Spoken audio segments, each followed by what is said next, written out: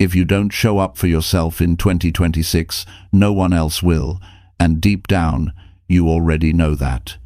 You owe it to yourself in 2026 to stop watching life happen and finally take control of your own. Not just because you're tired, not just because you're frustrated, but because you've waited long enough. You've seen the days go by where you said you'd start. You've felt the regret of knowing you could have done more. You've kept quiet about what you really want because you didn't feel ready. But here's the truth, there is no perfect time. There's just now. This isn't about motivation that fades in an hour. This is about truth, your truth. And whether you live this year on purpose or keep putting it off, this video isn't here to hype you up, it's here to wake you up. Because 2026 can be the year everything shifts if you finally choose you. Chapter 1. Accept your past and decide to start loving yourself. You owe it to yourself in 2026 to stop carrying the weight of yesterday.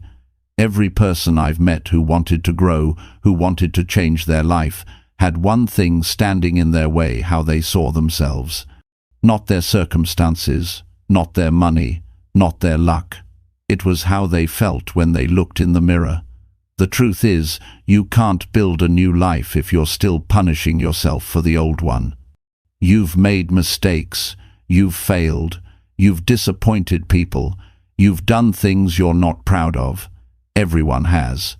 But you can't heal or move forward if you keep treating your past like a prison. The past is over. The lesson remains, but the pain doesn't have to. You owe it to yourself to look back at who you were and say, I understand why you did what you did. That's not weakness. That's growth. That's what real maturity looks like. See, many people think self-love means feeling good all the time. It doesn't. Real self-love starts when you stop hiding from your own story. It's when you stop pretending that you never struggled, and you start seeing those struggles as proof of your endurance. The day you decide to forgive yourself is the day your energy changes. You start thinking clearer. You breathe easier. You walk lighter. You stop living as a reaction to pain and start creating from strength.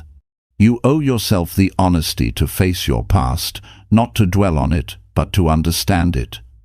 Why did you give up that dream? Why did you let someone's opinion matter more than your own?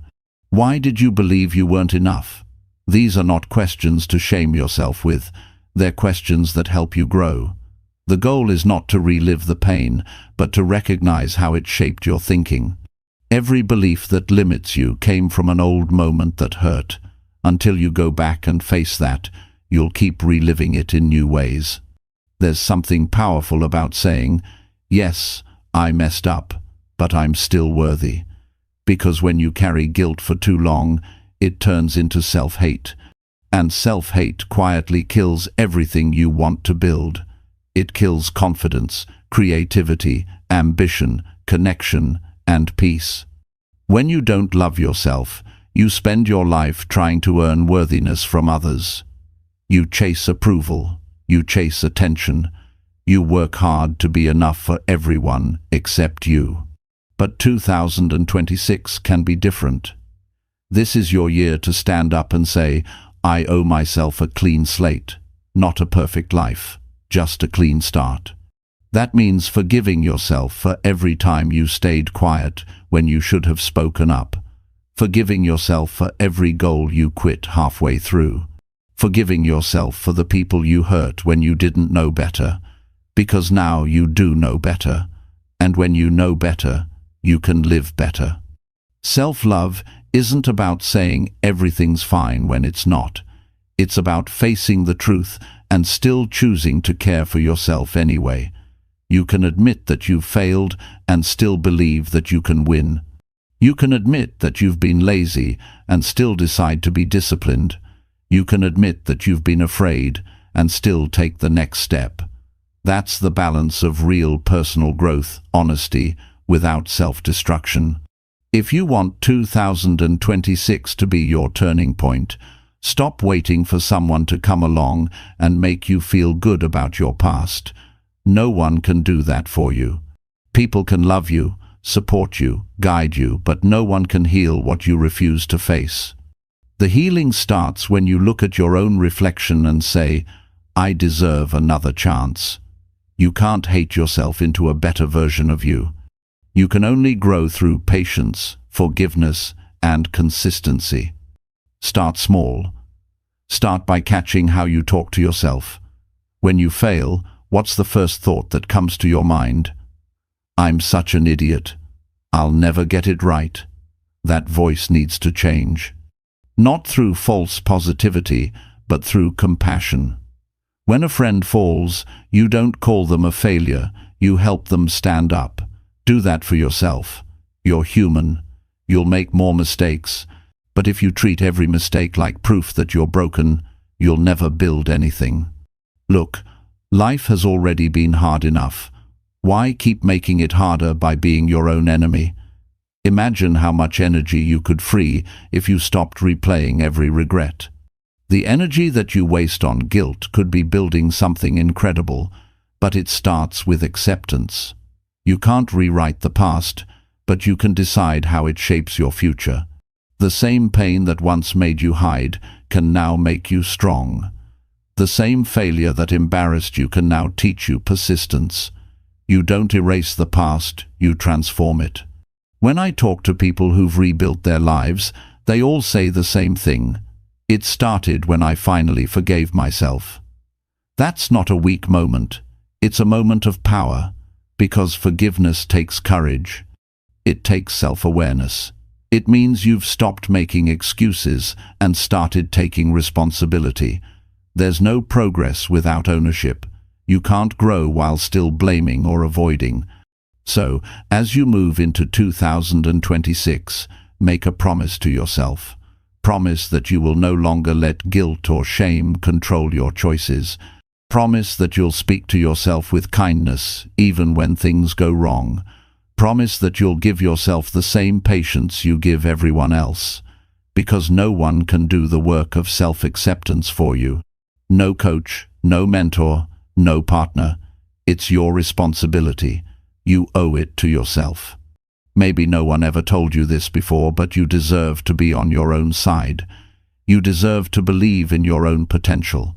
You deserve to wake up and not feel weighed down by yesterday's failures. The past isn't a life sentence. It's a classroom, and you've already graduated. The question is, what will you do with what you've learned? When you forgive yourself, you don't erase what happened. You remove its control over your future. You finally free yourself from the loop of self-blame. You stop saying, I can't, and start asking, how can I? You stop defining yourself by what you did and start defining yourself by what you're doing now. That's what loving yourself really means. It's not about arrogance or pretending you're perfect. It's about owning your story completely. And you know what happens when you own your story? You stop running from it. You stop letting fear dictate your choices. You start showing up for yourself in ways that make you proud. You start keeping promises to yourself. You start living with integrity again. That's the foundation of self-respect. I want you to picture this. You wake up one morning in 2026, and instead of thinking about what you lost or who hurt you, you feel calm. You feel proud. You feel in control. That's what happens when you stop fighting yourself.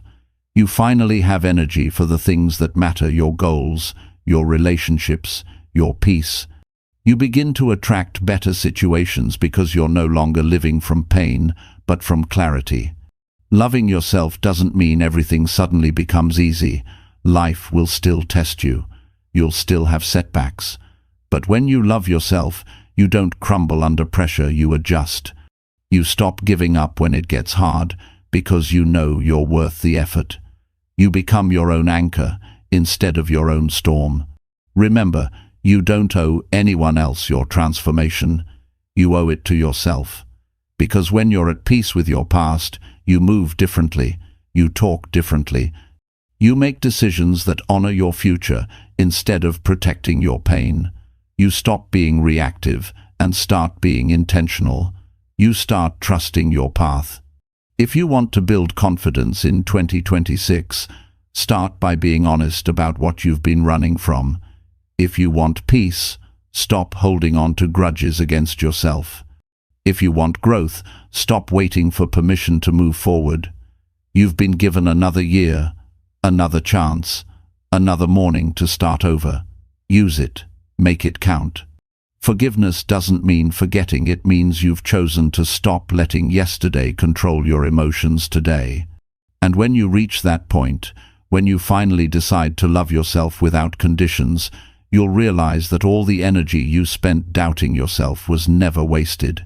It was teaching you who you don't want to be anymore. You've carried the past long enough. It's time to set it down. You don't have to fix everything overnight. You just have to decide that your future is worth more than your regrets. You owe it to yourself to stand tall, even if your voice shakes, and say, "I'm ready to move forward," because you are. You've got everything you need to start again. You've got the lessons, the strength, the awareness. You're wiser now. You've been through enough to know that pain doesn't last forever, but regret does. So stop living in regret. Stop waiting for the right time to forgive yourself. The right time is now. You owe it to yourself in 2026 to live lighter, to love harder, to care for the person you see in the mirror. You owe it to yourself to stop apologizing for growing. You owe it to yourself to stop comparing your journey to others. You owe it to yourself to believe that you can start over and still become everything you're meant to be. That's the truth about change. It begins the moment you stop looking back and start seeing yourself as worth the effort. Chapter 2. Forgive yourself for waiting and begin again with honesty. You owe it to yourself in 2026 to stop being angry at the time you lost. Maybe you waited too long to start. Maybe you thought you weren't ready. Maybe you were scared of failing, or you kept convincing yourself that the timing wasn't right. Whatever the reason, those years of waiting are gone, and no amount of guilt will bring them back. But what you can do, what you must do, is forgive yourself for waiting, because holding on to regret keeps you standing still, and you've stood still long enough. Everyone has a moment when they realize they could have started earlier. It might hit you when you see someone younger achieving what you once wanted. It might hit you when you look at your own potential and wonder where the years went. But here's the truth. It's not too late. The clock didn't run out on you. What's behind you doesn't define what's ahead of you. The only thing that matters is whether you start again with honesty, with the kind of honesty that doesn't hide behind excuses or blame. Forgiving yourself isn't weakness. It's strength in its purest form. It takes courage to say, "I wasted time," and even more courage to say, "But I'm ready now." You can't move forward while resenting your own delay. You have to make peace with the person who hesitated.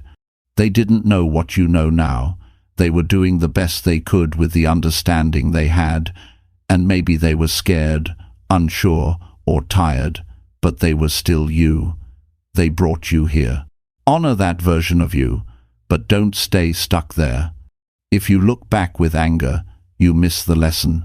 If you look back with compassion, you find direction. Maybe you waited because you didn't believe in yourself. That's human. Maybe you waited because you cared too much about what others thought. That's human too. But what's more human and more powerful is the ability to forgive that hesitation, to start fresh, and to do it without pretending. Because pretending drains energy. Honesty frees it. You don't need to act like everything's fine. You just need to be real. Admit to yourself that you've been holding back. Admit that you've made excuses. Admit that fear stopped you from showing up fully. This isn't about shame. It's about clarity. Clarity is what builds direction. When you face the truth, you gain power over it. But when you avoid it, the truth quietly controls you. Maybe there were moments when you said, "I'll start next week." Maybe you promised yourself, "Once I'm ready, I'll go all in." And then months turned into years. You looked up one day and realized that time doesn't wait. It keeps moving whether you move or not. That realization hurts, but it can also be the push you've been waiting for. Because now you know what happens when you delay. You've lived the consequences of waiting. And that experience can fuel your discipline like nothing else. Don't waste more time being angry at your hesitation. That anger is just another delay. Instead, take that energy and pour it into action. One small action today can rebuild confidence faster than 100 apologies to yourself. You don't have to fix everything overnight. You just have to begin again with honesty and intention. Say to yourself, yes, I stopped, but I'm starting again. And this time, I mean it. The beauty of beginning again is that you're not starting from zero. You're starting from experience. You've learned what doesn't work. You've seen what fear does when you let it rule you. You've felt what it's like to live below your potential. That wisdom is priceless. It makes you sharper. It makes you more grounded. It makes you appreciate progress in a way that someone who's never failed can't. Honesty means no more pretending that you're okay with comfort. Comfort feels good for a while, but after some time it turns into a quiet frustration. You feel it when you wake up with no excitement. You feel it when you go through the motions, telling yourself that someday you'll change. That someday is a lie that has stolen too many dreams. The only real day you have control over is today, not tomorrow, not next month, not when you feel ready. Today. Forgiving yourself means accepting that you can't redo the past, but you can direct the next chapter. You can use every ounce of regret as fuel for focus. You can use disappointment as a reminder that time is precious. Every minute you spend resenting your delay is a minute you could be using to build momentum. Don't turn your past hesitation into a lifelong identity. You're not someone who always waits. You're someone who learned what waiting costs and decided not to pay that price again. There's something powerful about being honest with yourself after years of pretending. When you stop lying to yourself about why you didn't start, you finally get your power back. Maybe it wasn't time that stopped you. Maybe it was fear of judgment. Maybe it was laziness. Maybe it was lack of belief. Whatever it was, own it. Because once you own it, it stops owning you. You don't need a big announcement to begin again. You don't need a perfect plan or public validation. You just need to take one step that says, I'm serious this time. That could mean waking up earlier. That could mean deleting distractions. That could mean admitting you've been afraid to commit. The point is to act in alignment with truth. When you do that, your confidence grows naturally. You stop chasing motivation because you're living with purpose. 2026 isn't going to reward those who keep waiting. It's going to reward those who face the mirror and say, enough, I've waited long enough. You've already lost enough time to hesitation. You've already missed enough chances by doubting yourself. You don't have to punish yourself anymore. You just have to start. The most powerful thing you can do now is replace guilt with responsibility. Responsibility means looking at your life as something you can shape, not something that happens to you. It means realizing that no one else is going to do it for you. The world won't pause for you to feel ready. Opportunity doesn't knock forever. Sometimes it whispers once, and you either move or you don't. The good news is, you can build new opportunities. You can create a life that feels alive again. But that begins when you stop lying to yourself about why you're waiting. Maybe you've told yourself you're too old, too behind, too far gone. That's not truth. That's fear dressed as logic. You can rebuild at any age. You can start over from any point. The key is not to be perfect, it's to be consistent. The people you admire didn't start early because they had luck. They started early because they stopped lying to themselves about why they couldn't. Forgiving yourself means releasing the shame of wasted years and using that lesson to protect your future. It's a decision, not a feeling. You won't wake up one day suddenly ready to forgive yourself. You'll have to choose it consciously. Choose to look at your mistakes and say, I was learning. Choose to look at your hesitation and say, that chapter is over. Choose to look at your future and say, this time, I'm not waiting. And when you start again, do it with honesty. Don't fake enthusiasm. Don't tell yourself that it's going to be easy. Just decide that you're going to show up no matter what. The truth will keep you grounded. You don't need hype. You need truth. You need consistency. You need a reason that means something to you. Because when your why is strong enough, your old excuses lose their power. If you've been waiting for someone to push you, understand this. The world doesn't owe you permission to move forward. It's your job to take responsibility for your own timing. You owe yourself progress.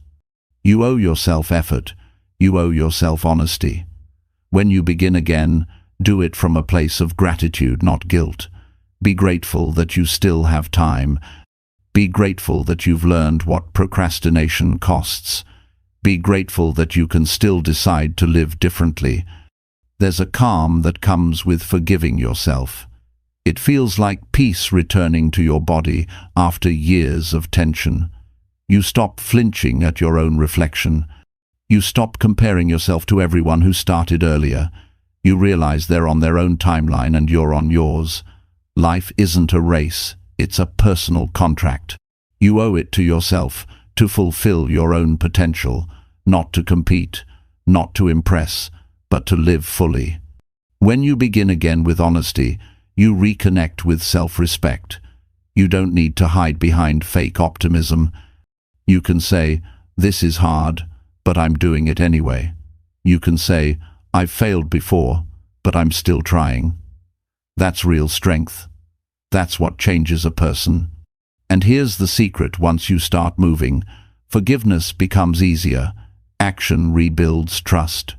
Every small step you take says to your mind, we're not stuck anymore.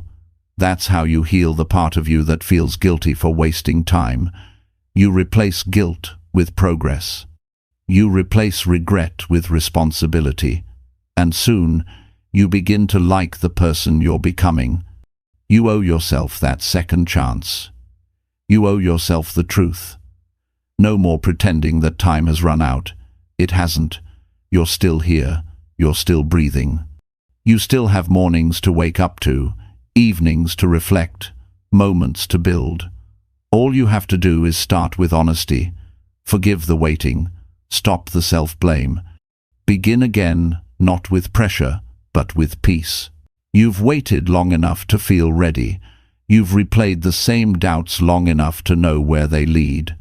Now, it's time to see what happens when you choose differently. No one can change the past, but you can decide that the past won't keep changing you. Forgive the time you lost. Honor the lessons you gained. Begin again with a clear heart and an honest mind. Because this time, it's not about perfection, it's about freedom.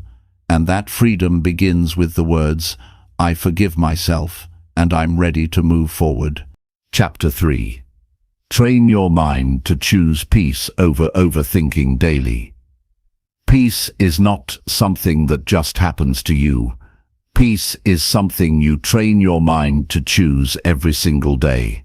Most people live trapped in their own thoughts. They replay old conversations, they imagine new problems, they fight invisible battles in their heads, and then they wonder why they feel tired before the day even begins. Overthinking doesn't protect you from pain, it only multiplies it. Your mind becomes a battlefield when it should be your home. You owe it to yourself to make that home peaceful. Every morning you wake up, your mind starts running before you even get out of bed. Thoughts about work, people, mistakes, responsibilities, they rush in like a flood. And if you don't take control early, that noise controls you for the rest of the day. You can't live a calm life with a chaotic mind. You can't grow when your energy is being spent on problems that don't even exist yet.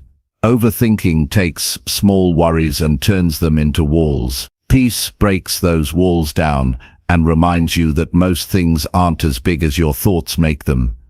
Training your mind doesn't mean forcing yourself to stop thinking.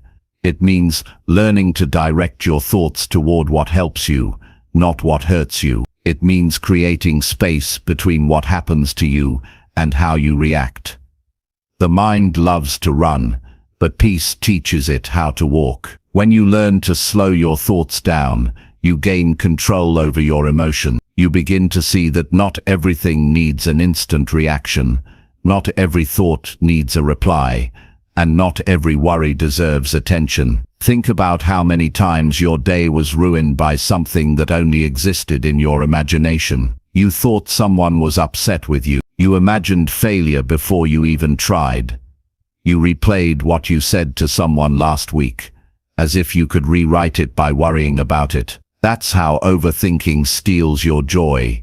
It convinces you that being prepared means being anxious. But peace is preparation too. Peace says, whatever happens, I'll handle it. That mindset is freedom.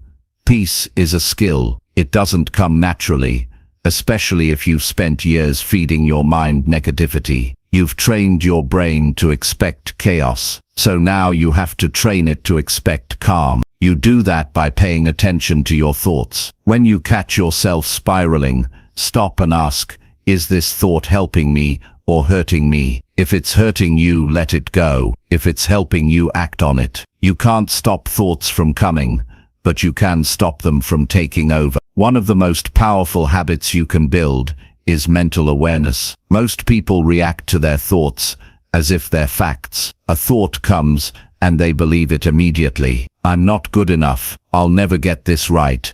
People don't like me. These are just sentences in your head, not truths. The moment you realize that thoughts are suggestions, not commands, you take your power back. Peace begins where blind belief ends. Your mind will always try to pull you into worry because it's wired to protect you. But in today's world, that protection often turns into panic. We live surrounded by information, opinions, and noise. Every notification, every piece of bad news, every comparison adds fuel to your thoughts. That's why you must be intentional about what you feed your mind. You can't fill your brain with fear all day and expect peace at night.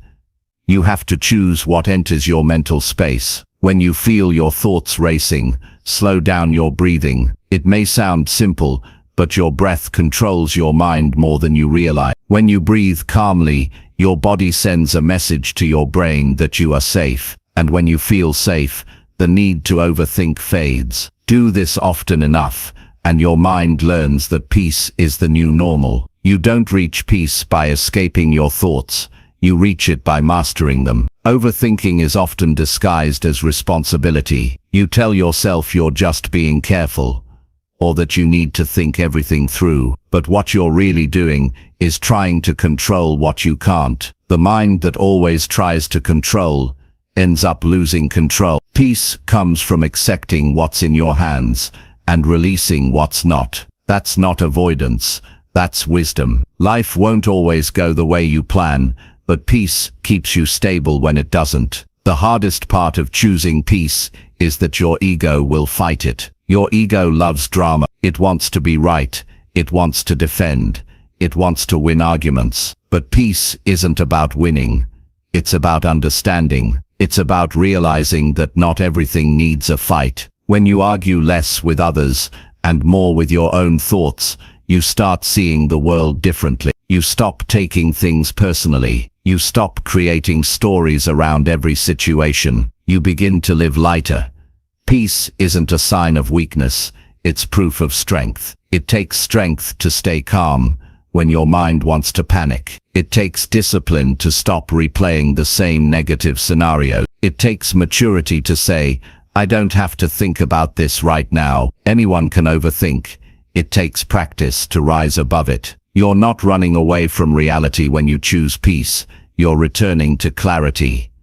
Start with small practices. When something bothers you, Pause before reacting. Ask yourself if it's worth your mental energy. If someone says something negative, you don't have to hold on to it all day. If something goes wrong, don't build a whole future out of that one mistake. Peace lives in the pause between reaction and reflection. The more you pause, the more power you gain over your thoughts. A peaceful mind is not an empty mind, it's a focused one. It's a mind that knows how to filter what matters. Every day, you have a choice. Feed your anxiety or feed your calm. Whichever one you feed more will grow. If you want peace to grow, you have to give it attention. Spend time in silence. Disconnect from things that overstimulate you. Listen to music that relaxes you. Read something that uplifts you. Every small choice builds mental balance. Most people think peace is found when life gets easier. It's not. Peace is what makes life easier. When your mind is calm, you handle challenges better. You think clearer. You don't waste energy on what doesn't matter. You respond with patience instead of anger. You listen more and react less. That's real power. Quiet, steady, and deeply rooted. You'll notice that overthinking often comes from fear. Fear of the unknown. Fear of judgment. Fear of making mistakes. But fear doesn't go away by thinking about it more. It goes away when you act in spite of it. Overthinking is paralyzing. Action is freeing. Sometimes peace comes not from sitting still, but from doing what you know needs to be done. When you act, your mind has less room to spiral.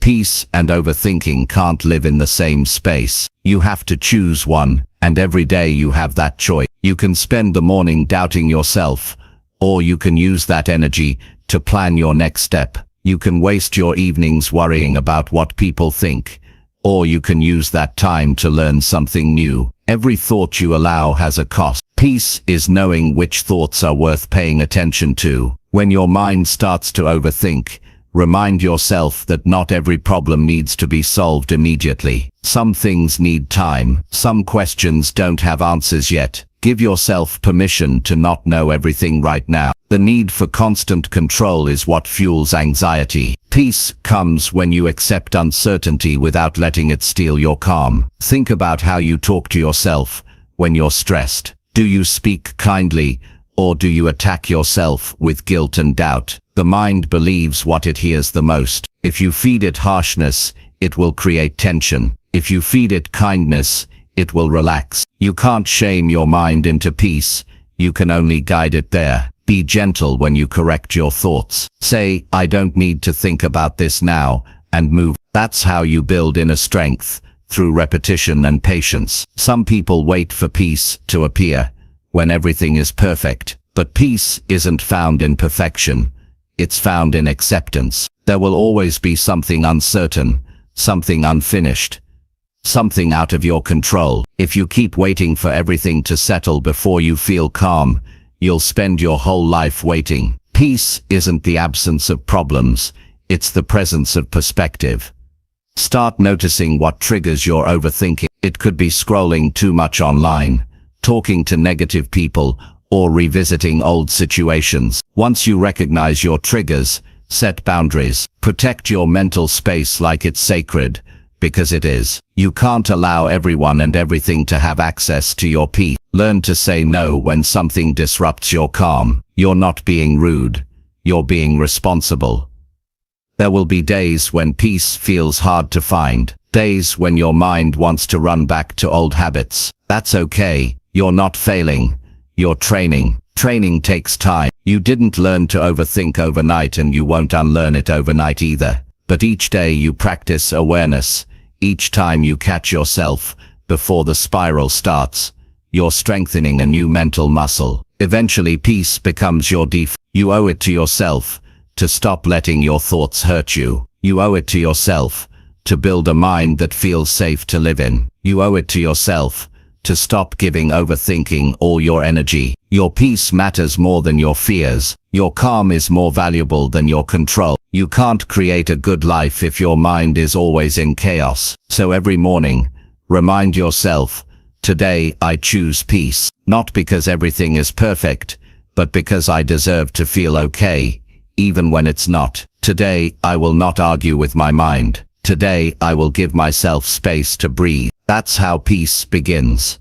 Not in some distant future, but right now, in this moment. And the more often you choose it, the easier it becomes. You've spent enough time living as a prisoner of your thoughts. It's time to live as their master. Overthinking will always knock at your door, but peace is the one who decides whether it gets to stay. Train your mind daily. Guard your attention fiercely. Treat peace like your most valuable possession, because every quiet moment you create, every anxious thought you release, every decision you make from calm instead of fear, that's a victory. And one day you'll look back and realize that the peace you were chasing was never out there. It was always waiting inside you, waiting for you to choose it.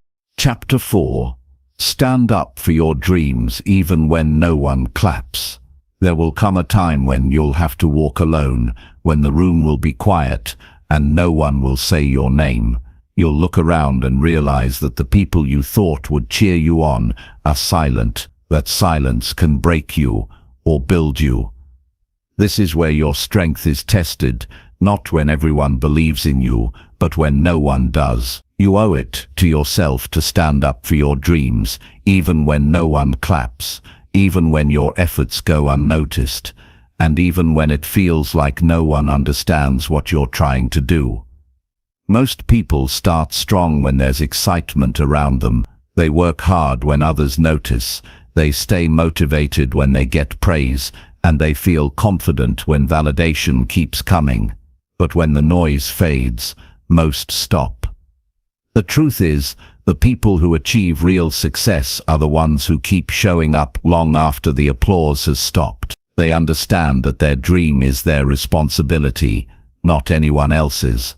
They don't wait for motivation, they build discipline. They don't wait for recognition, they build consistency. If you're waiting for support to move forward, you'll stay waiting. The world doesn't always celebrate effort, it celebrates results. And until those results appear, most won't understand what you're building. But you can't let that stop you. Every dream begins in silence. Every idea starts in private. The world only claps when they see the finish line, not when you're still running the race. But your job isn't to perform for them. Your job is to believe so deeply in what you're doing that their silence doesn't shake you. You will have nights where you question yourself. You'll wonder if it's worth it, if you're foolish for trying, if you're wasting time chasing something no one else sees. In those moments, remind yourself why you started. Remember the feeling that made you dream in the first place. That feeling is real. That spark is yours. No one gave it to you, and no one can take it away. People might doubt your dream, but they can't live with your regret. Only you will have to carry that. So carry your dream instead. Standing up for your dream doesn't mean ignoring reality. It means facing reality and deciding to shape it. It means pushing forward, even when it's uncomfortable. It means being okay with not being understood for a while. People might think you've changed. They might question your choices. They might laugh. But remember, those who mock what they don't understand are often the ones too afraid to try. Let them talk. While they talk, you work. While they wait for approval, you build. The path of a dreamer is not glamorous. It's filled with long hours, self-doubt, and moments when you wonder if anyone even notices what you're doing. But those quiet moments are sacred. That's where character is formed. When you work without recognition, you learn who you really are. You learn whether you're doing it for the praise or for the purpose. If your dream only matters when someone's watching, it's not a dream, it's a performance. But if it matters even when no one sees, that's your calling. You owe it to yourself to believe in your dream, louder than others. Doubt it. Because if you don't believe, no one else will.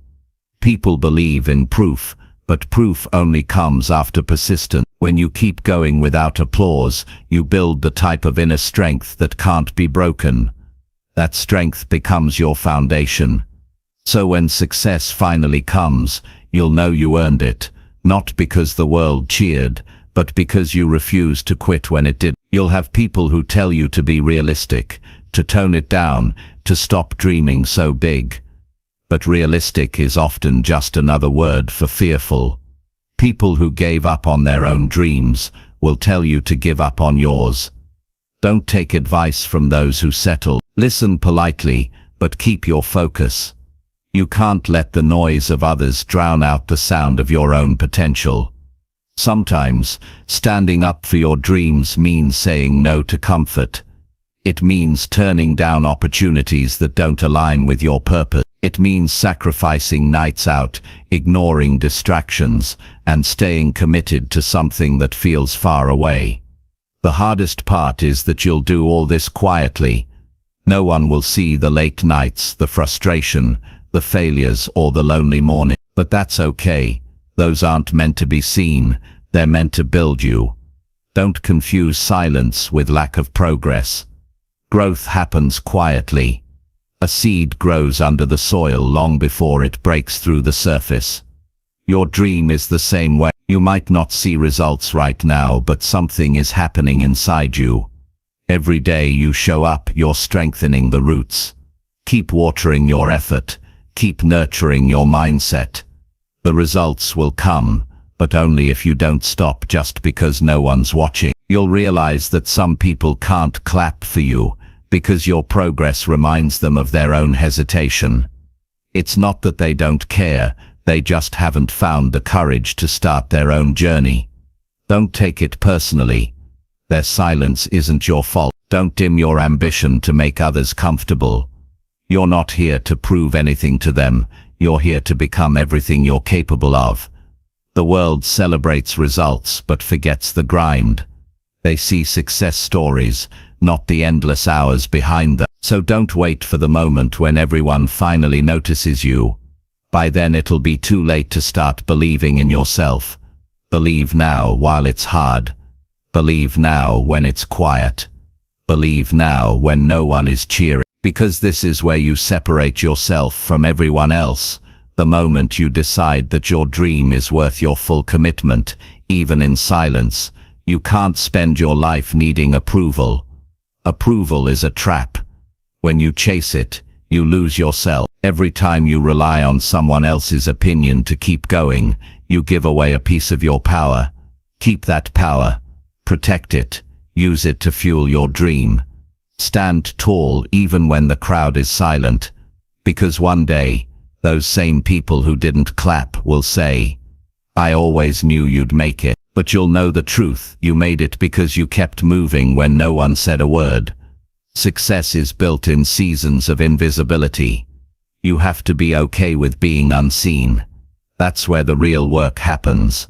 That's where habits form, skills sharpen, and resilience grows. You might not get recognition now, but that doesn't mean you're failing. It means you're still in the building phase. Keep building.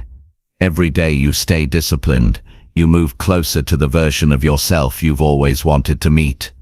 When you stand up for your dreams, do it with conviction. Don't apologize for wanting more. Don't explain your passion to people who can't see it. Your dream doesn't need permission to exist. It just needs you to show up for it. Be the person who keeps promises to themselves.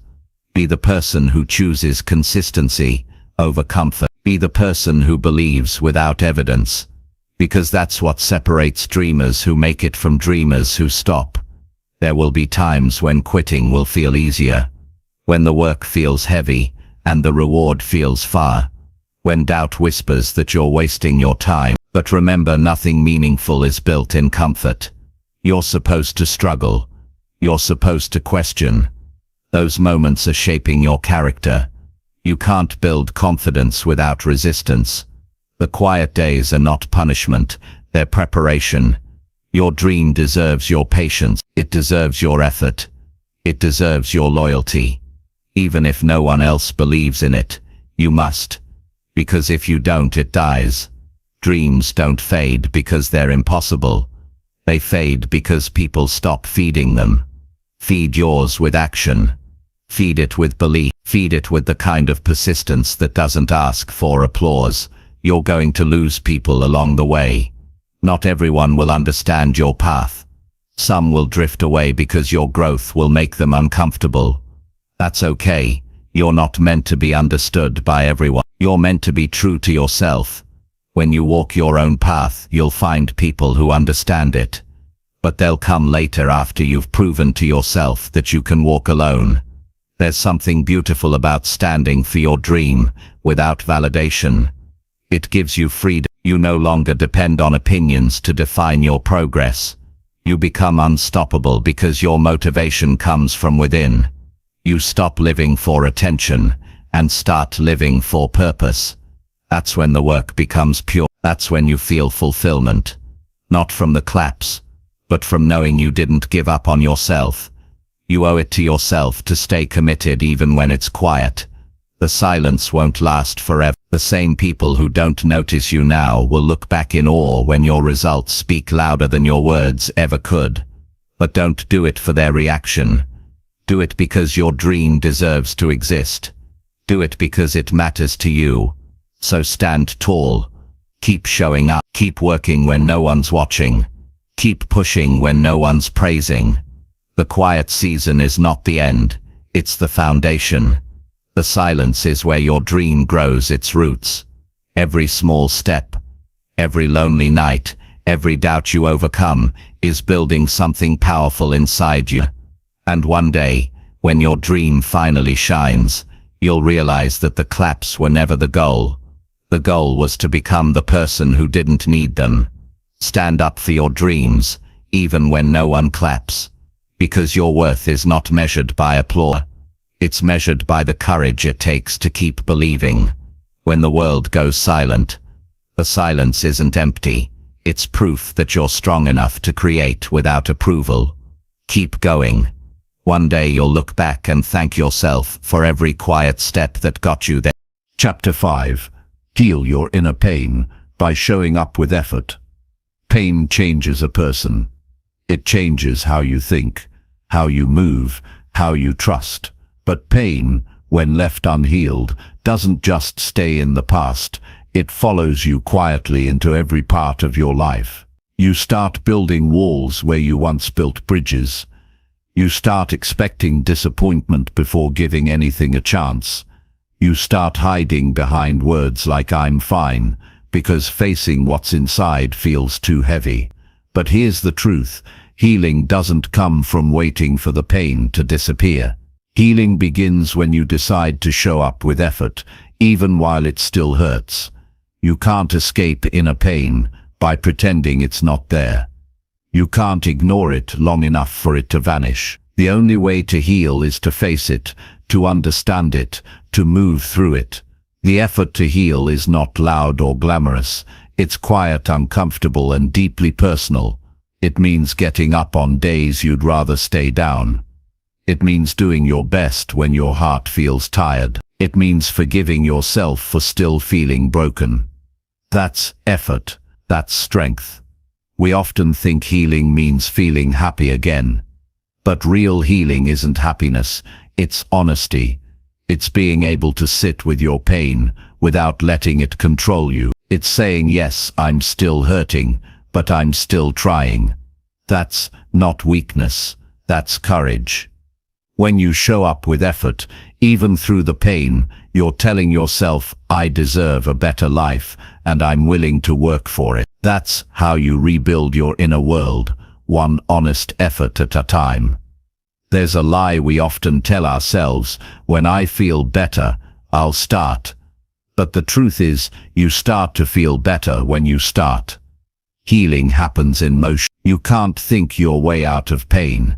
You have to act your way out. Whether that means taking care of your health, forgiving someone who hurt you, or simply getting out of bed and trying again. The act of showing up is what begins the healing. Effort turns wounds into wisdom. Avoidance turns wounds into scars that never close. You can't change what hurt you, but you can change what it taught you.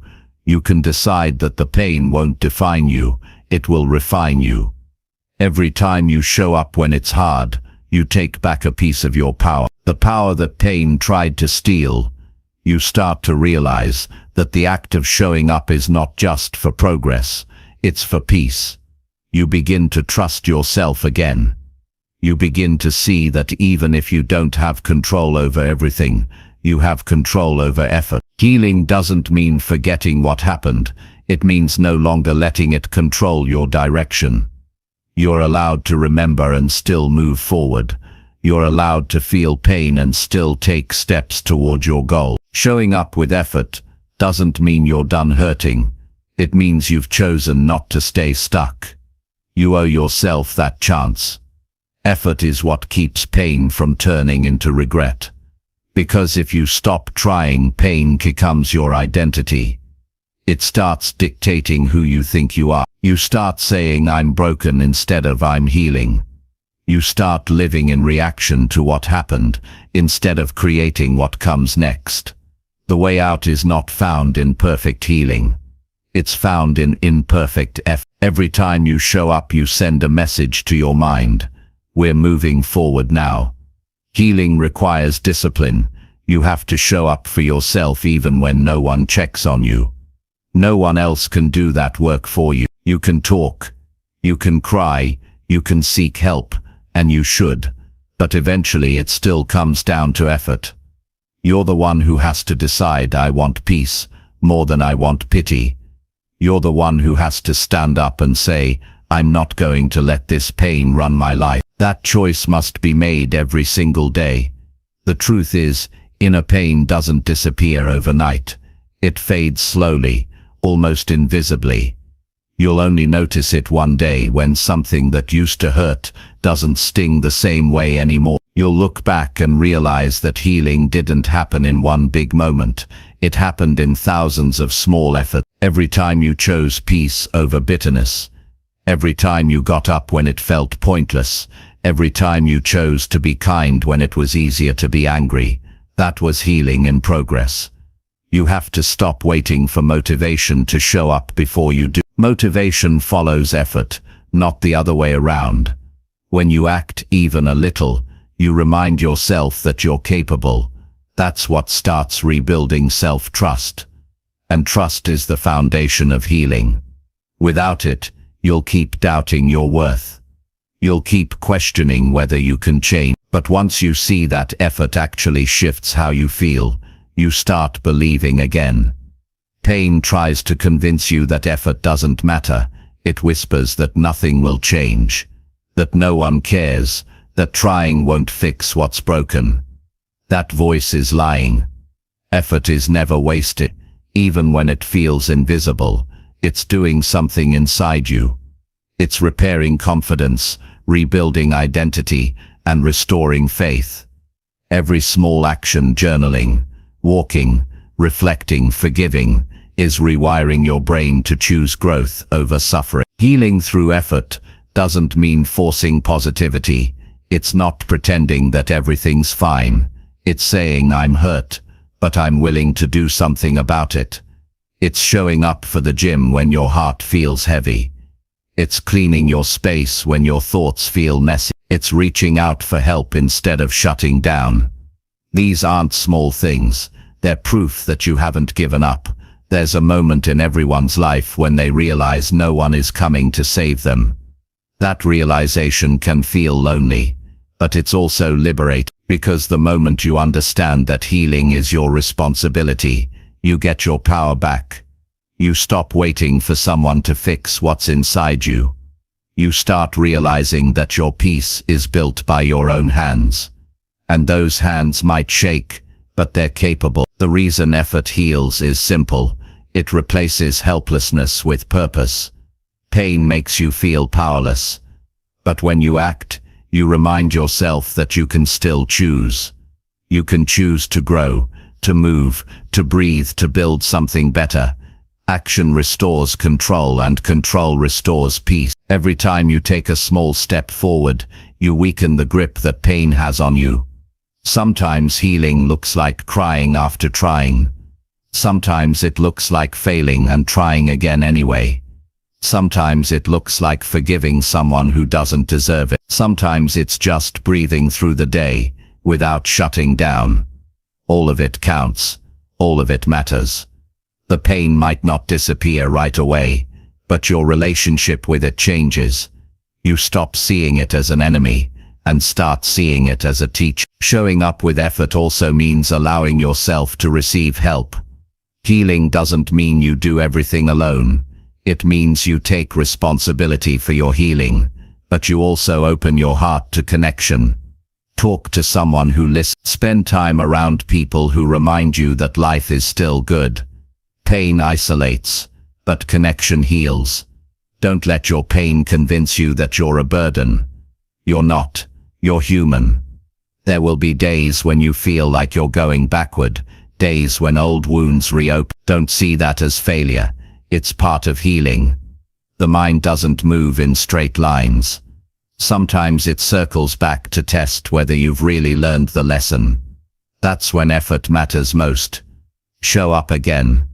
Try again. Remind yourself that progress isn't measured by how fast you heal. It's measured by how often you refuse to give up. Effort is the bridge between pain and peace. Without it, you stay trapped in memories.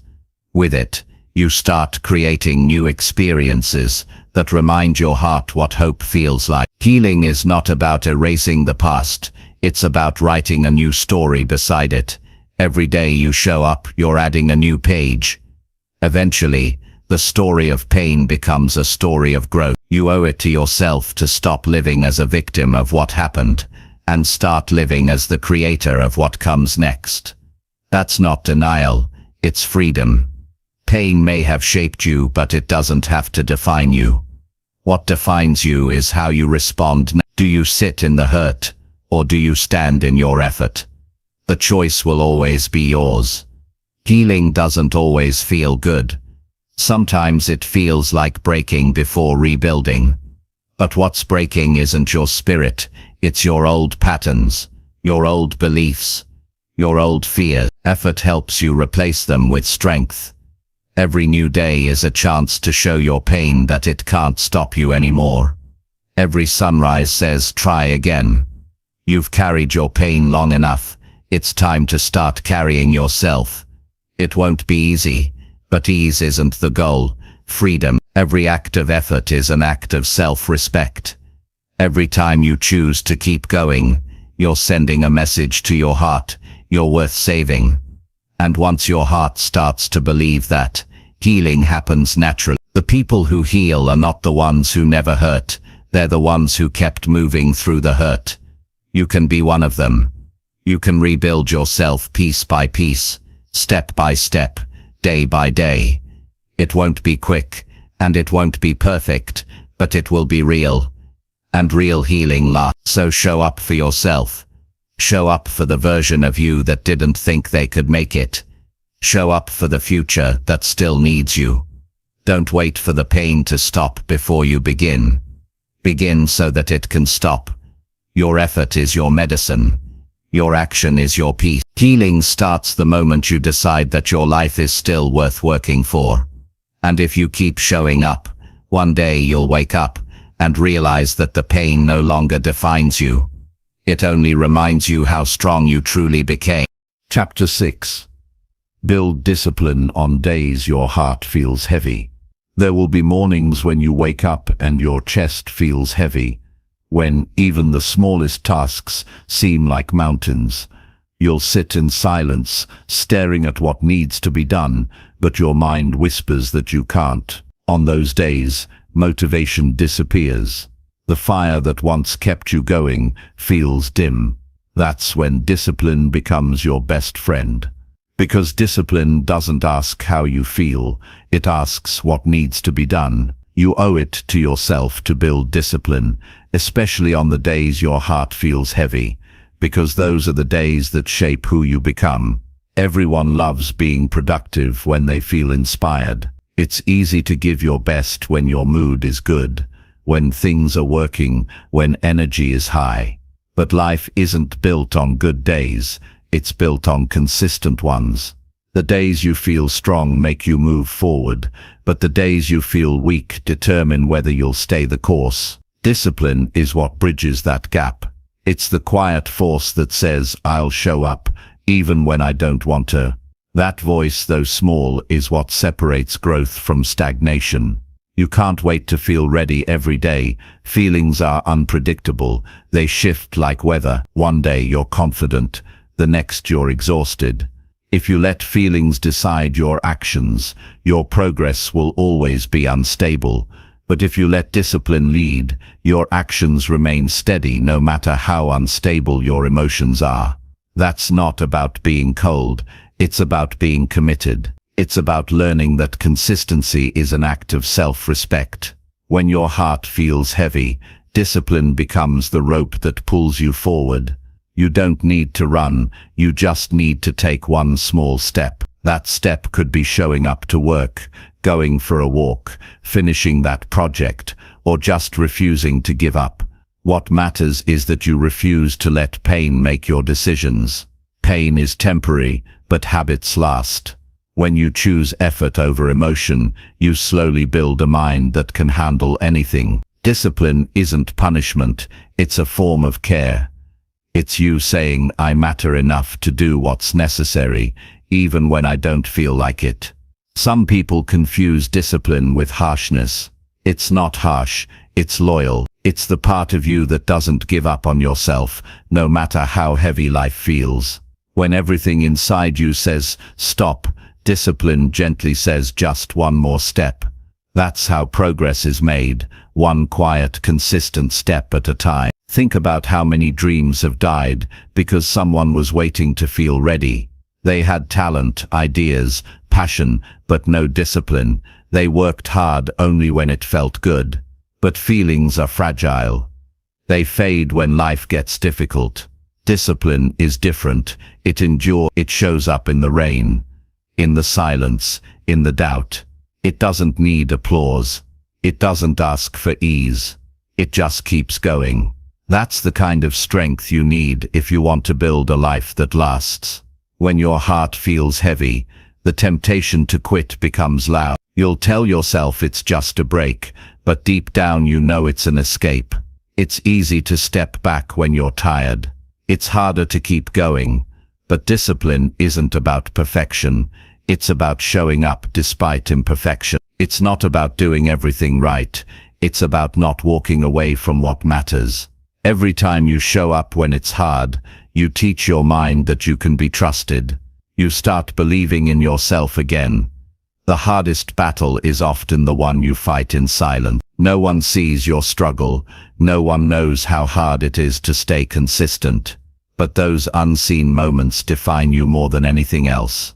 Every time you choose to work through the heaviness, you're rewriting your story. You're telling your pain, you don't control me anymore. You might not feel strong in those moments, but you're becoming stronger than you've ever been. Discipline gives structure to chaos. It gives you something to hold on to when life feels uncertain. When your emotions spiral, discipline is the anchor that keeps you grounded. It reminds you that even when your world feels unstable, your actions can still be stable. You might not be able to fix everything around you, but you can still control how you respond. That's power. That's ownership. You can't think your way out of heaviness. You have to act your way through it. When your heart is heavy, your thoughts will often lie to you. They'll say, what's the point, or it doesn't matter. But it does matter. Every act of effort matters. Every bit of movement matters. The smallest step is still movement, and movement brings healing. When you act, you break the hold that pain has on you. You remind yourself that even when you're hurting, you can still move. Discipline doesn't erase the heaviness, but it keeps you from drowning in it. It builds resilience. It trains your mind to keep going when life feels unfair. And the more you practice it, the more you realize that heaviness doesn't define the day you do. You learn that you can still choose effort, even when you can't choose joy. That's what separates those who crumble from those who rise. There will be days when getting out of bed feels like a victory. And it is. Don't underestimate small wins. Sometimes discipline looks like completing a full workout. Other times it's just showing up to start it. Sometimes it's finishing your work early. Sometimes it's doing it slowly but steadily. The goal isn't to be perfect. The goal is to stay in motion. Progress doesn't always look pretty, but it's still progress. When you build discipline on heavy days, you build self-trust. You start realizing that your strength doesn't depend on external motivation. You stop waiting for circumstances to be right and start creating results no matter what's happening around you. You stop being controlled by your emotions and start guiding them. That's the power of discipline. It puts you back in charge.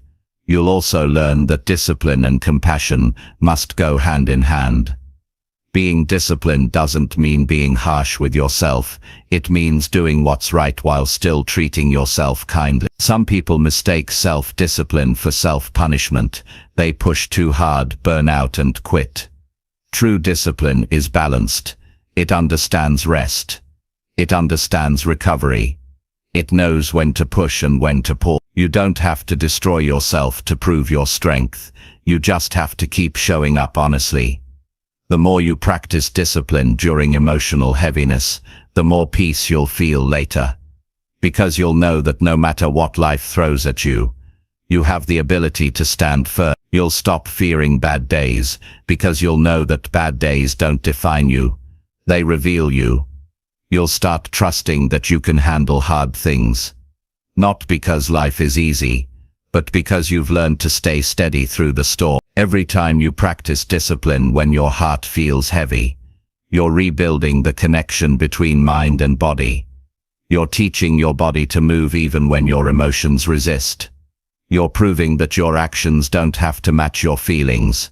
That's liberation, because once you know how to act through emotional pain, nothing can stop your growth.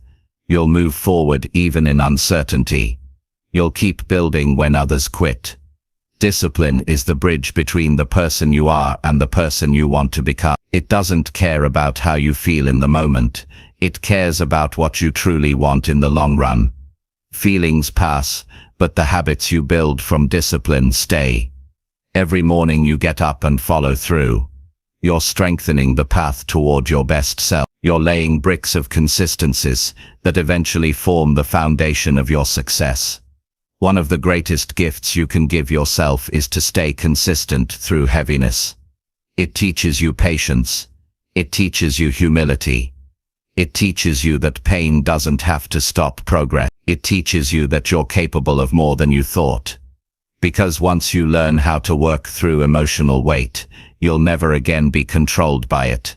You'll feel it, acknowledge it, and keep moving anyway. Heavy days will come. Life won't always feel light or fair. But if you build discipline, those days will no longer break you. They'll refine you. They'll teach you that consistency is more powerful than any emotion. They'll remind you that strength isn't about always feeling okay. It's about showing up even when you don't. That's real maturity. That's real growth. So when your heart feels heavy, don't run from the day. Show up anyway. Do one thing that moves you forward even if it's small. It might not erase the heaviness, but it will stop it from controlling you. Every time you do that, you're building a stronger version of yourself, a version that doesn't depend on perfect conditions, but on unwavering character. There's beauty in the struggle when you see it for what it is. Training. Every difficult day is training for your future strength. Every time you act through heaviness, you're preparing for greater challenges ahead. One day, the things that used to overwhelm you will no longer scare you. You'll look back and realize that the days you wanted to quit were the ones that built your foundation. You owe it to yourself to be consistent, not just when it's easy, but especially when it's hard. Because the hardest days teach the deepest lessons. They reveal your endurance. They show you your real potential. And when your heart finally feels light again, you'll look at the life you've built, the habits, the progress, the peace, and know it came from effort, not luck. You'll know that you earned it one heavy day at a time. Discipline won't always feel good, but it will always lead you somewhere better. It's not about forcing yourself, it's about freeing yourself. It's about choosing stability in a world full of chaos. And when you master that, you become unstoppable. Not because life gets easier, but because you've learned how to keep going, no matter how heavy your heart feels. Chapter 7. Trust your own voice more than outside opinions. There will come a point in your life when the loudest voices around you will try to shape who you are. Some will come from people you admire, some from people who doubt you, and some from the endless noise of a world that tells you who you should be. But the truth is simple: you will never find peace until you learn to trust your own voice more than the opinions that surround you. Your voice is the only one that knows what you've lived, what you've felt, and what you truly want. It's the voice that has been with you through every high and every heartbreak, yet it's the one you've learned to silence because you were afraid of being wrong. From a young age you were taught to listen to others. Parents, teachers, friends, co-workers, society, all giving directions, advice, and expectations. Over time it becomes easy to mistake their voices for truth. You start measuring your worth by their approval, shaping your choices around their comfort, and questioning yourself every time your opinion doesn't match theirs. The more you listen to the outside world, the more disconnected you become from yourself. That's how most people lose their clarity, not from failure, but from forgetting how to hear themselves think. Trusting your own voice doesn't mean rejecting everyone else. It means learning to filter. It means hearing opinions without letting them dictate your direction. People will always have something to say. They'll project their fears, their insecurities, and their limitations onto you. They'll call it advice, but it's often reflection. What they tell you not to do is what they're afraid to try. What they tell you can't work is what they never had the courage to attempt. If you base your life on their fear, you'll never experience your potential. Your inner voice isn't perfect, but it's honest. It might not always tell you what's easy, but it will always tell you what's right for you. It's that quiet feeling you get when something doesn't sit well, even if it looks good on paper. It's that pull toward a path no one else understands but somehow feels right in your gut. Most people ignore it because they're afraid of standing alone, but growth requires solitude. You can't hear your inner voice when you're surrounded by constant noise. You have to make space for silence, because silence is where truth speaks. The world today runs on opinions. Every scroll, every post, every headline tells you what's right, what's wrong, what's trending, and what's failing. Everyone's talking, but very few are thinking for themselves. If you're not careful, you'll start living a life built on other people's expectations instead of your own convictions. You'll wake up one day realizing you've been chasing approval instead of purpose. That realization hurts, but it's also freeing, because from that moment you can begin listening to the one voice that matters, your own. There's a difference between arrogance and self-trust. Arrogance says, "I don't need anyone." Self-trust says, "I value others, but I believe in myself." You can respect opinions without becoming controlled by them. You can learn from others without losing your individuality. When you trust your own voice, you stop asking for permission to exist. You stop apologizing for having a vision that others can't see yet. You stop shrinking yourself to fit into conversations that don't align with who you are. Sometimes the reason you feel lost is because you've been trying to live according to too many people's map. One person tells you to take one road, another says the opposite, and you end up standing still, afraid to move in any direction. But the right path is not the one with the most approval. It's the one that feels like peace when you walk it. Peace is the sign that you're aligned with your truth. Confusion often means you're trying to live someone else's version of right. You'll have moments where trusting yourself will feel lonely. You'll doubt your decisions. You'll question whether you're making a mistake. But that's part of the journey. The goal isn't to always be certain, it's to be honest. Certainty comes later, through experience. If you wait for everyone to agree before you act, you'll wait forever. People can't always see what you see. Your vision is meant for you, not for them. You can explain it, you can share it, but you can't expect everyone to understand it. When you make choices from your own conviction, something powerful happens. You begin to respect yourself more. You stop needing constant reassurance. You start making peace with your decisions, even when they lead to mistakes, because you know they were yours. Mistakes made from self-trust teach lessons. Mistakes made from people-pleasing teach resentment.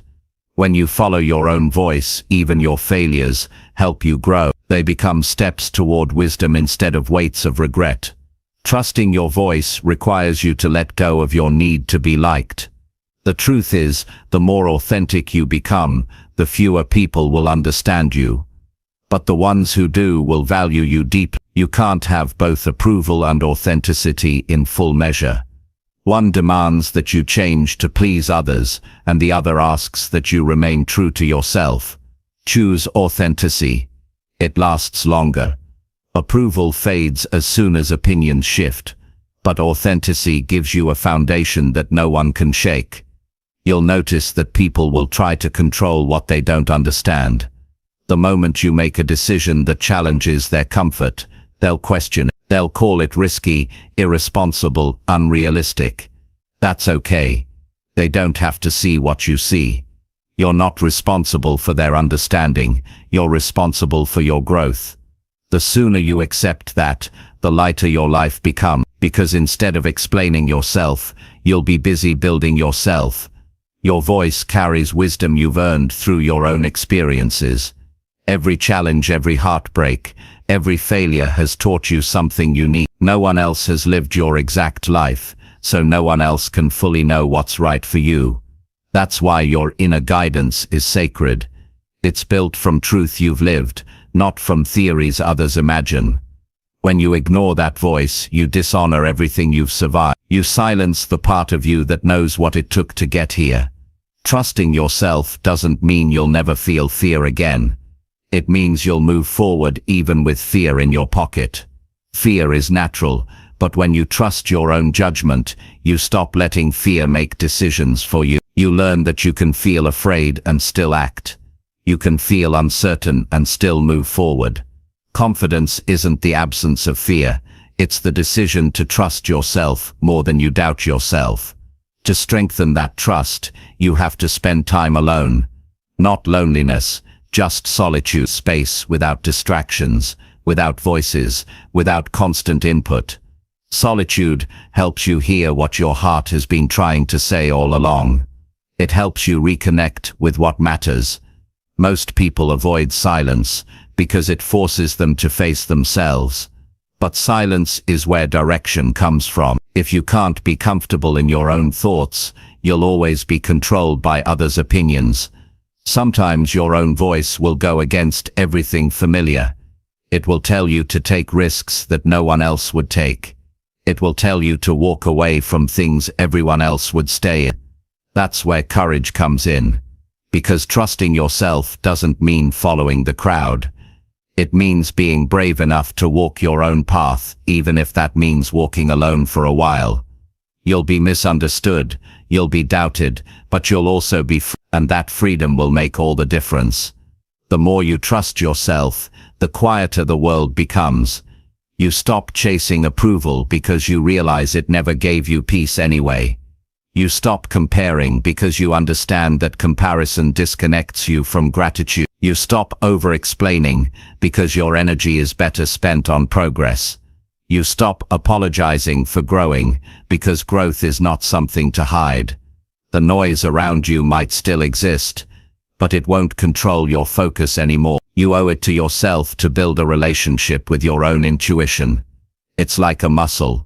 The more you use it, the stronger it gets. Every time you listen to yourself and it leads you right, you build trust. Every time you ignore it and regret it, you learn. Either way, you grow. Over time, you'll reach a point where you don't need constant confirmation from anyone. You'll move with quiet certainty. Not arrogance, but calm assurance, knowing that you're aligned with your truth. When you start living from your own voice, people might call you selfish, but there's nothing selfish about choosing peace over approval. There's nothing wrong with creating a life that feels right to you, even if it doesn't make sense to others. It's your journey. You're the one who has to live it every day. It's not your job to live according to someone else's fears or expectations. Your job is to create a life that feels honest, fulfilling, and yours. Learning to trust your voice takes time. It requires unlearning habits of doubt and replacing them with self-assurance. It means making mistakes and forgiving yourself for them. It means standing firm in your choices when others question them. But every time you do, you build a stronger foundation. You stop being swayed by every opinion and start being guided by conviction. That's how confidence is born. Not from perfection, but from self-trust practiced over time. Eventually you'll realize that outside opinions are temporary. They shift with trends, moods, and personal biases. But your inner voice stays with you forever. It's the one that will guide you when everything else feels uncertain. It's the one that will remind you of your worth when the world tries to make you doubt it. It's the one that will push you forward when others can't see your vision. You owe it to yourself to listen, not because it's always easy, but because it's always true. Your voice might not be the loudest, but it will always be the most accurate. It knows your dreams, your pain, your purpose. It has seen your strength when no one else has. You've ignored it long enough. It's time to trust it. Because once you do, the noise fades, the confusion clears, and you finally start living the life that belongs to you. Not the one others think you should have, but the one your heart has been asking for all along. Chapter 8. Turn loneliness into strength and keep moving forward. Loneliness has a way of finding everyone at some point in life.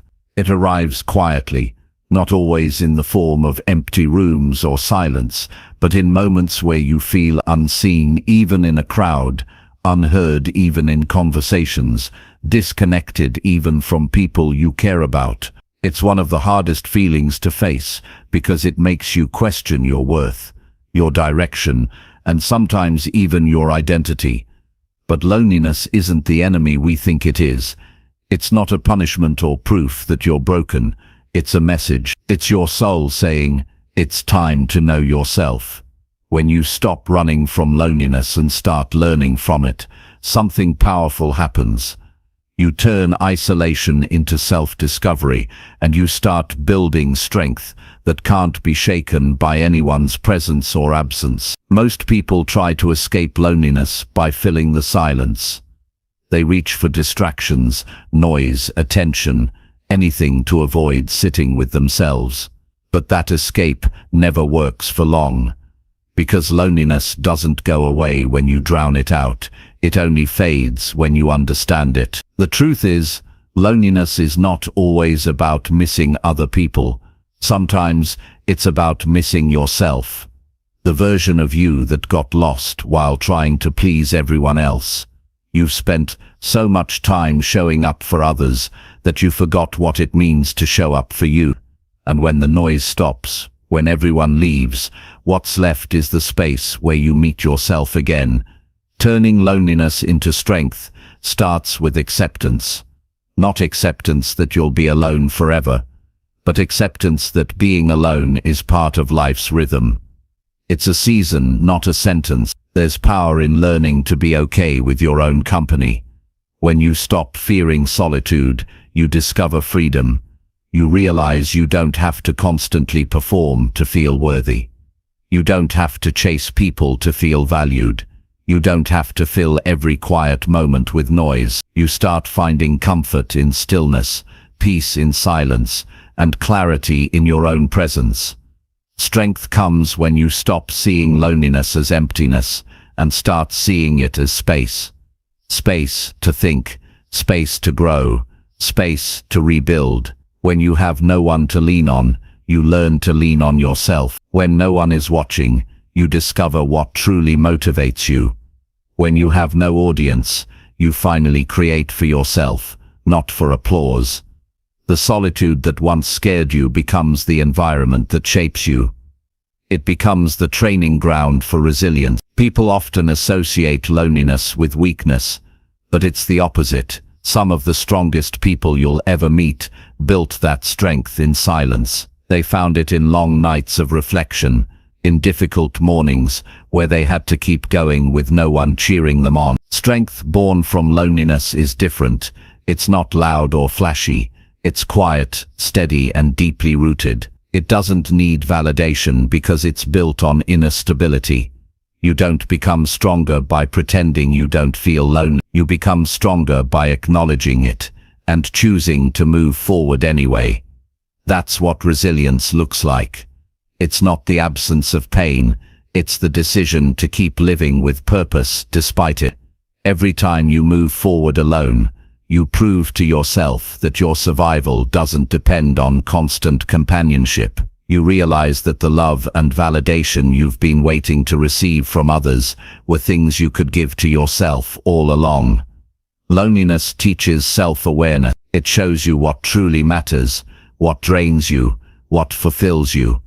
It strips away the noise and reveals your real priorities. When you're alone, there's no one to impress, just the truth of who you are. That truth can be uncomfortable at first, because it forces honesty. But honesty is the beginning of transformation. When you stop hiding from your thoughts, you start hearing your real desires. You start understanding your patterns, your mistakes, your strength. And from that awareness, you begin to grow. It's in lonely seasons that you build habits that last. You start developing consistency, because you're not distracted by constant validation. You learn how to motivate yourself, how to comfort yourself, how to push yourself. You start making choices based on your values, not on what others expect. That's how independence is born, not from rejecting connection, but from realizing that connection starts within. Sometimes, loneliness feels unbearable because it brings back memories of rejection or loss. You think of people who left, moments that ended, love that faded. Those thoughts sting. But even that pain can serve a purpose. It reminds you that you're capable of feeling deeply. It reminds you that your heart still works. And as painful as it is, that same heart is also capable of healing.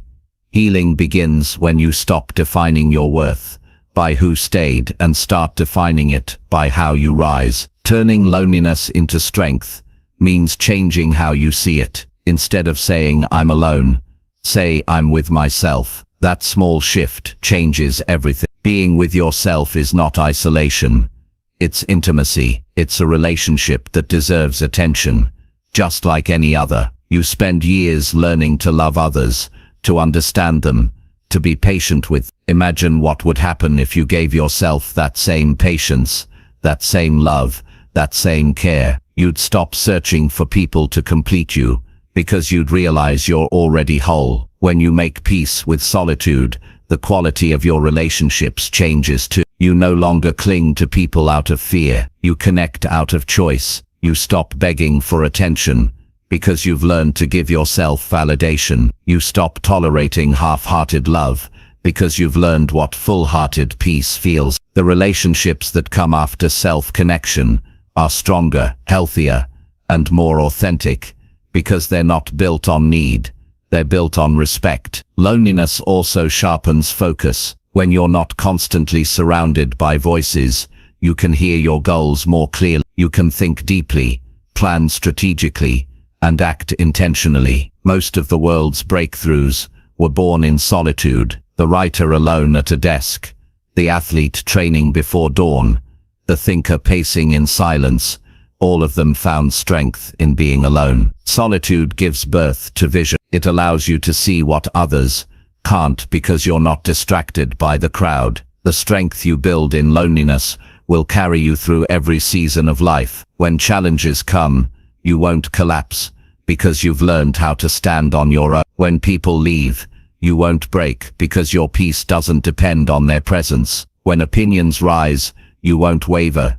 because your direction comes from within. That kind of strength isn't built overnight. It's built in quiet mornings, long evenings, and countless moments of choosing yourself again and again. To keep moving forward, you have to stop treating loneliness as something to escape and start treating it as something to grow through. Every lonely season is temporary, but what you learn in it can last a lifetime. You learn resilience, independence, and clarity. You learn how to find calm in discomfort.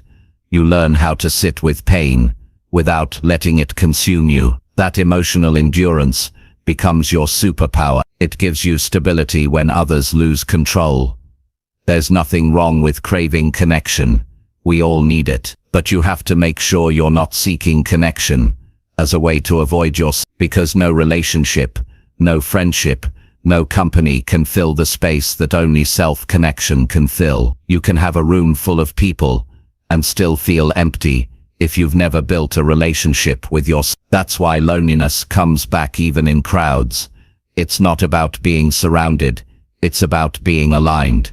Keep moving forward even when you feel alone. You don't have to move fast. Some days, progress will be slow. Some days, it will feel invisible. But forward is forward. Every time you keep going, you prove that loneliness doesn't control you. It might visit, but it doesn't define your path. You define it through persistence, faith, and daily effort. You might not feel strong while you're doing it, but one day you'll look back and realize that loneliness didn't break you, it built you. There will be moments when loneliness tries to convince you to give up. It will whisper that no one cares, that no one's watching, that your effort doesn't matter. But that's when you must remind yourself that progress isn't made for attention. It's made for growth. Every silent step matters. Every private effort counts. You're becoming someone who doesn't depend on circumstances to keep moving. That's real freedom.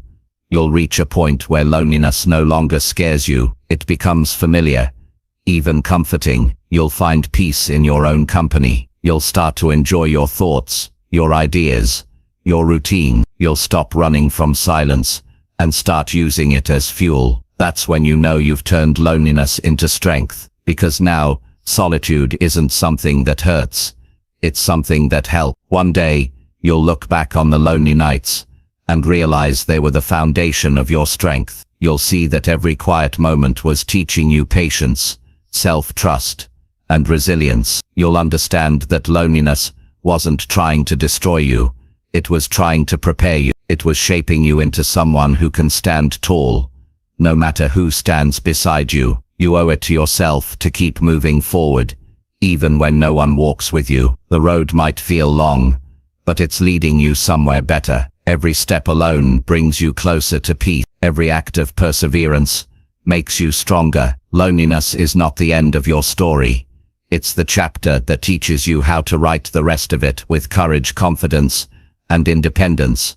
So when the nights get quiet and the world feels distant, don't run from it. Sit with yourself, listen, learn, grow, because the strength you build in those moments will stay with you long after the loneliness fades. Keep moving forward with faith in your journey. You're not lost. And what you're becoming is someone powerful enough to walk alone, yet peaceful enough to never feel lonely again. Chapter 9. Take responsibility for your growth and stop blaming life.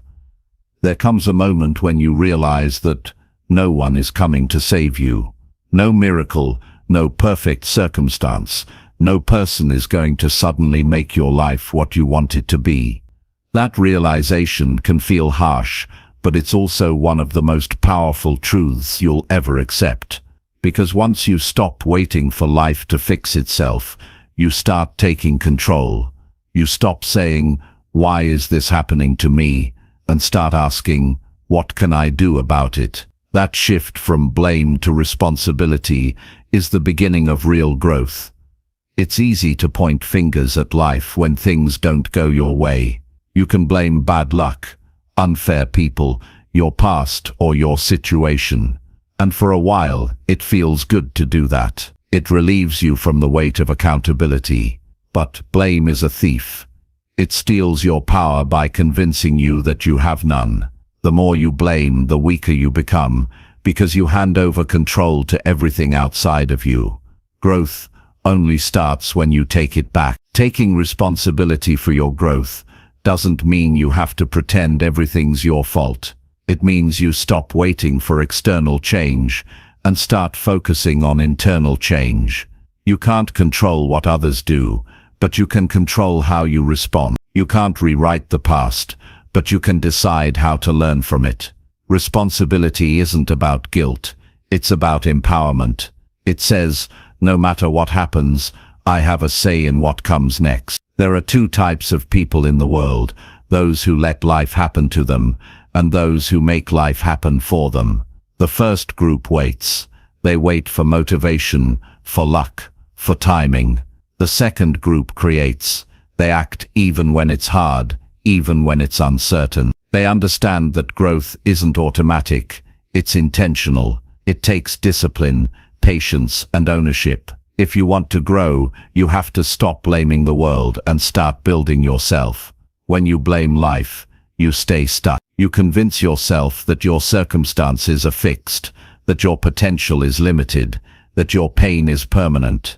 But when you take responsibility, your perspective changes. You begin to see challenges as lessons. You start realizing that life isn't against you, it's reacting to you. The world mirrors your effort, your mindset, your consistency. If you want better outcomes, you must become the kind of person who creates them. Every successful person you admire has one thing in common. They took responsibility for their story. They didn't wait for the perfect background, the perfect timing, or the perfect support system.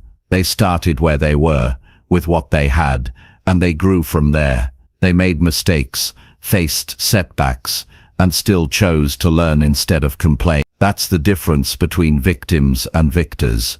One blames, the other builds. Taking responsibility is not glamorous. It doesn't give you instant satisfaction. It requires humility because it means admitting that you might be part of the problem. It means looking at your habits, your choices, your excuses, and asking yourself if they align with the life you say you want. Most people avoid that level of honesty because it's uncomfortable, but that discomfort is where transformation begins. Growth never happens in denial. It happens in awareness. You can't grow if you keep telling yourself the same story about why you can't. Every time you say, I'm like this because of them, you trap yourself. Every time you say, I'd change if things were different, you pause your own progress. Life is never going to be perfect. People will hurt you, opportunities will be missed, and situations will be unfair. But none of that decides your future. You do. The moment you stop blaming, you take the wheel back. You start steering instead of drifting. There's a powerful kind of freedom that comes from taking responsibility. It's the realization that you don't need to wait for permission anymore. You can start learning new skills today. You can fix your habits today. You can take better care of your mind and body today. You don't need the world to agree before you move. You just need to decide. That decision changes everything. It gives you direction, and direction gives you strength. Blaming life might make you feel right, but it won't make you grow. Growth requires humility. It requires the courage to say, maybe I've been holding myself back. It's not easy to admit that you've been repeating the same patterns or making the same excuses, but it's necessary. Once you accept responsibility, you can fix what's broken. You can create new habits, new thoughts, new outcomes. You become the driver instead of the passenger. Taking responsibility also means managing your reaction. You can't control what life throws at you, but you can control how you handle it. Some people spend their entire lives reacting to problems instead of solving them. They let emotions make decisions, and then they blame circumstances for the results. But people who grow know better. They pause, they reflect, and then they respond with clarity. That emotional control is a sign of maturity. It's the mark of someone who's learned that peace comes from the inside, not from external conditions. It's easy to say, life is unfair. Sometimes it really is, but fairness is not a requirement for growth. Growth thrives on adversity. Every difficult season has something to teach you. Every disappointment hides a lesson. Every failure gives you data on what not to repeat. When you stop blaming and start studying your challenges, they turn from obstacles into teachers. That shift in perspective is what separates progress from paralysis. One of the greatest truths about growth is that it doesn't happen by chance. It happens by design. You can't drift into improvement. You have to build it with intention. That means setting goals, creating systems, staying consistent, and holding yourself accountable. Accountability is uncomfortable because it forces you to confront your choices, but without it, growth stays a wish instead of becoming a reality. Taking responsibility also means owning your effort. You can't expect big results from minimal input.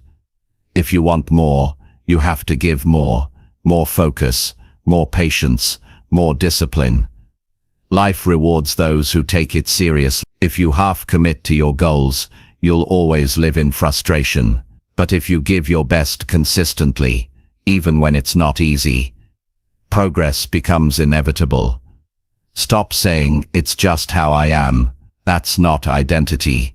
That's avoidance. The person you are is not a fixed product. You're a work in progress. You can evolve. You can change patterns that don't serve you.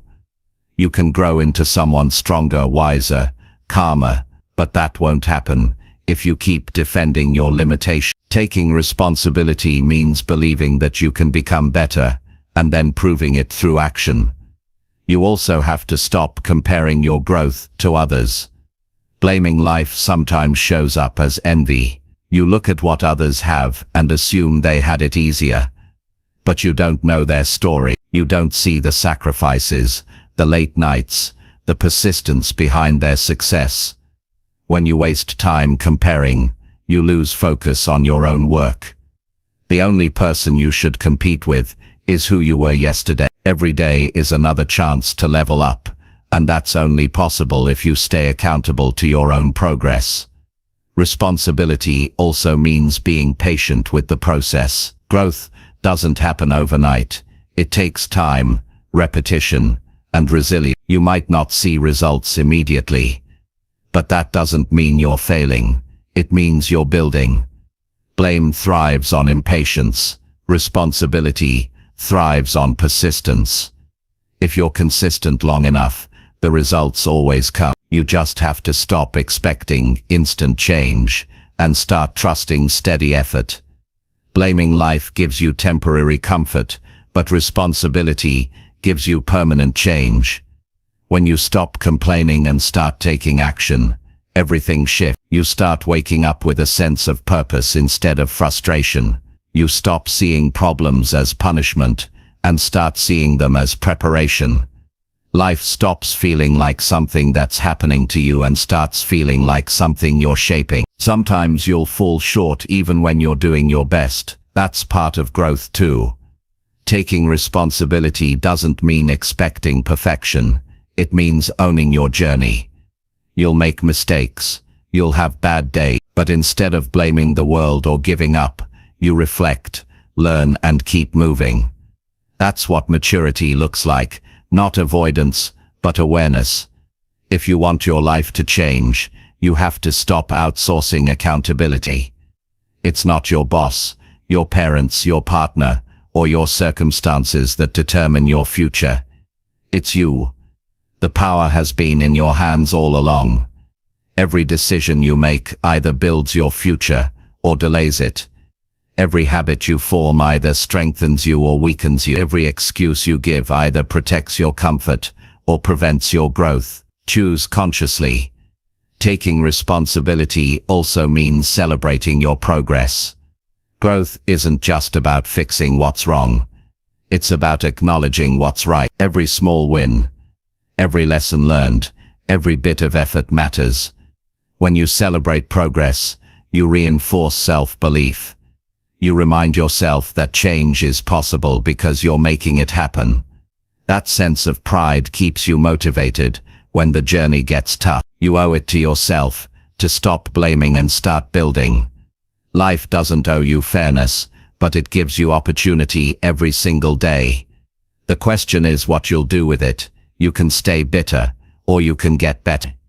You can stay stuck in stories of why it's hard, or you can write a new story about how you grew anyway. The power has always been yours to claim. Every time you take responsibility, you grow stronger.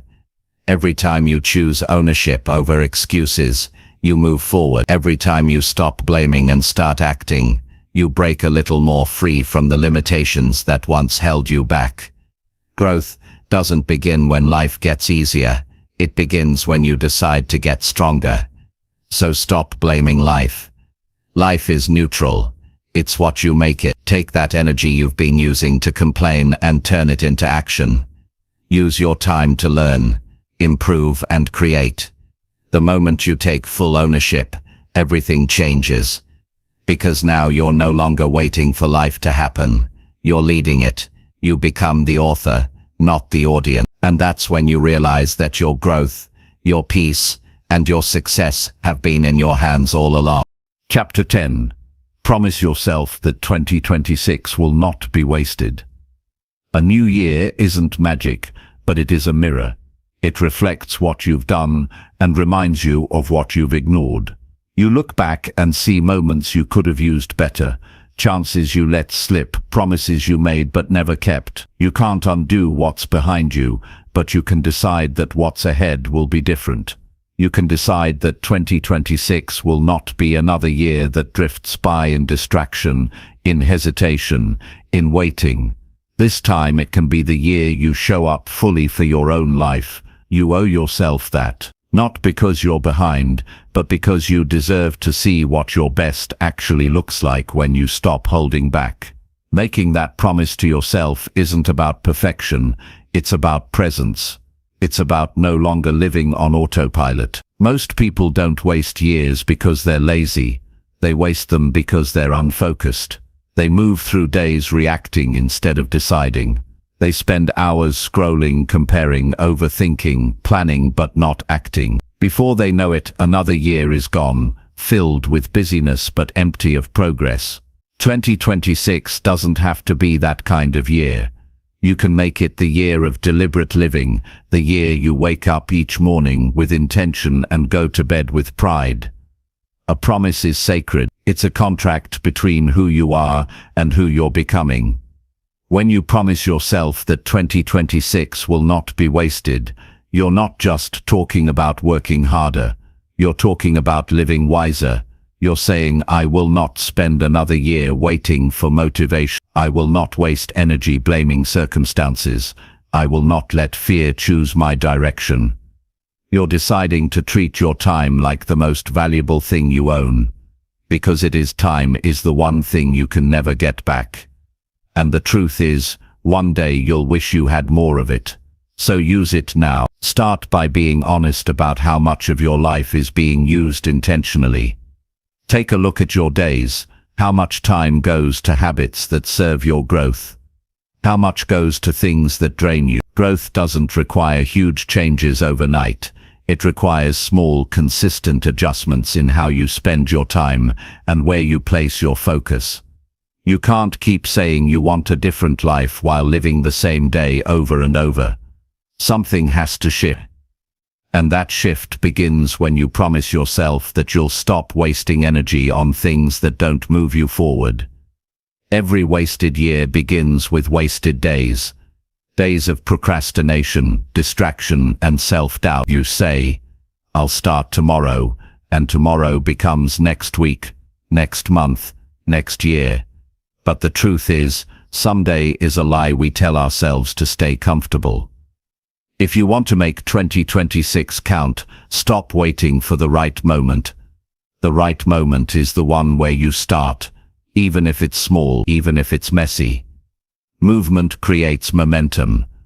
The moment you begin, your energy shifts, your confidence grows, and your life starts changing in real time.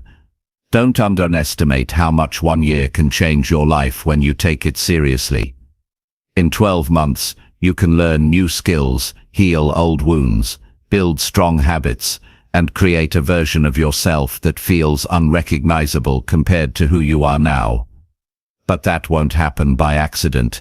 It happens by consistency. Promise yourself that every day in 2026, you'll do at least one thing that pushes you forward, even if it's small. Read, learn, plan, move, grow.